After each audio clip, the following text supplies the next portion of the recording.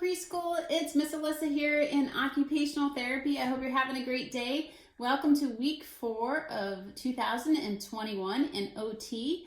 I have some new activities for you today, and this will be the session that we will be doing next week starting January 25th. So we're going to get started. I have a hand warm up today, and for your hand warm up this week, you'll just need 10 pennies or coins. So I have 10 pennies. And we're going to work on coin manipulation to build our hand skills.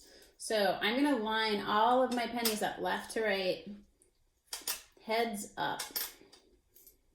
And if your child has trouble lining pennies up, you can draw a horizontal line on a piece of construction paper or any kind of paper and have your child line the pennies up on the line. And that is practicing that pre-writing stroke that we always work on, line across. So we are going to line all these up, and then we're going to work on finger isolation, holding one finger up. A lot of kids are working on that so they can use the iPad more efficiently and point to different objects or use some assistive technology. So we are going to count with pointing 1, 2, 3, 4, 5, 6, 7, 8, 9, 10. And we worked on our math skills today too. So now, for pre-reading, we're going to work on our tracking skills left to right and our tip-to-tip prehension and use of the radial side of the hand to hold scissors and a pencil the right way. So as fast as you can, you're going to try to turn the pennies over. So turn, turn, turn, turn.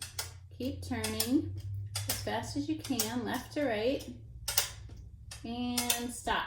And if you want, you can time how long it takes you to turn these pennies over, and then do it another time to see if you can beat your score. So it's always fun to turn things into a little bit of a race.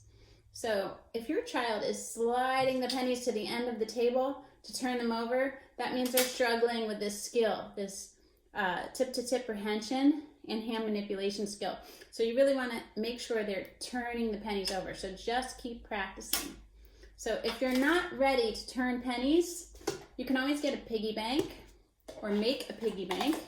Just cut a slot in a plastic container, slot in the top, and have your child practice their pincer grasp by just picking up those pennies and putting them into a container.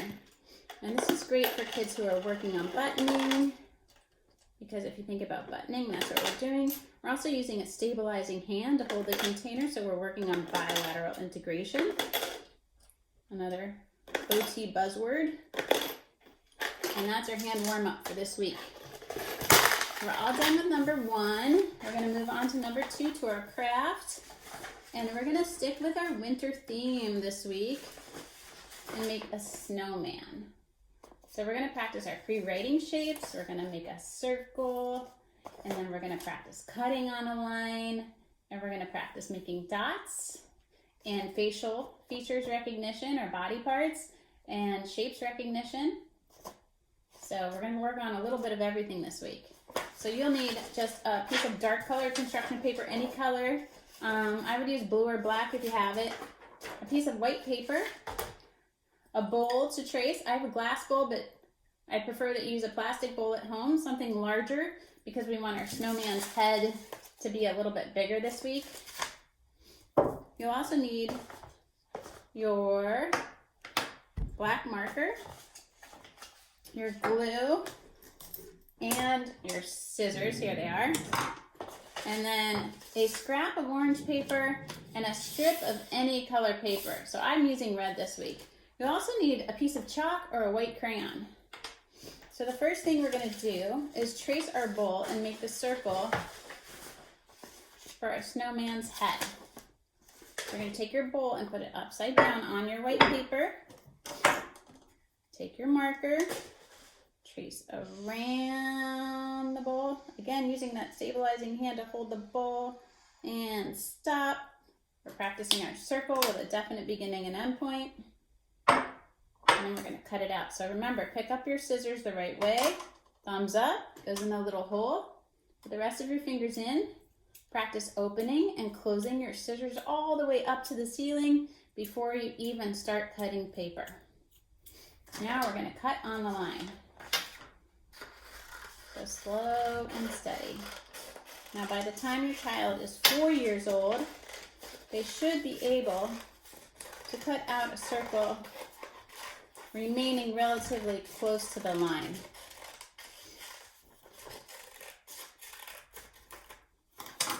We have our circle. Now we're going to take our blue construction paper, our dark colored construction paper, and glue our circle right in the middle. So some kids might need X's for glue on the back of the circle so they know where to put the glue. And I'm going to put glue all over the circle. And I can even practice making a circle with my glue, or X's, all those great pre-writing shapes, lines across, lines down. Make sure you make it stick. We have our snowman's head. Now we're going to practice drawing a triangle. So you just need this little scrap. We're going to draw 3 dots in the shape of a triangle. And you're going to connect the dots to make a triangle. So again, we're practicing those pre-writing shapes, drawing lines across, lines down, leaning lines or slanted lines. And we're going to cut out the nose. So you might have to pre-cut this for your little one if they're still working on scissor skills, or if their hands are tired from cutting that big circle. Shapes recognition, it's a triangle. I'm going to put it in the middle of our circle for our snowman's nose. So we're working on position and space in the middle. And then we're going to take our black marker. Where do the eyes go? Give our snowman some big eyes.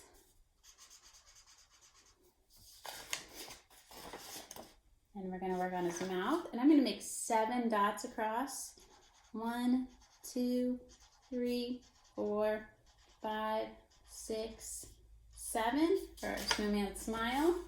So you can practice counting. And you can do as many as you want for this. And then we're going to work on cutting again. So we have our snowman's scarf. And we're going to fringe the edge to make it look more like a scarf. So just practice snipping. And then you can even bend some of that so that you can see it. And we're going to work on that line across, a horizontal line to put on our snowman's scarf. Put some glue on the back.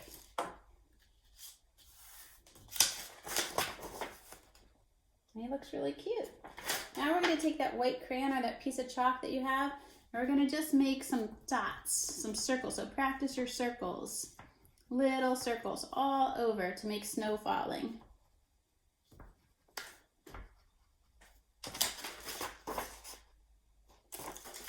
And then if you guys are working on your letters, you can have mom and dad write your name or something up here, and then you could trace it. So I'm going to write let it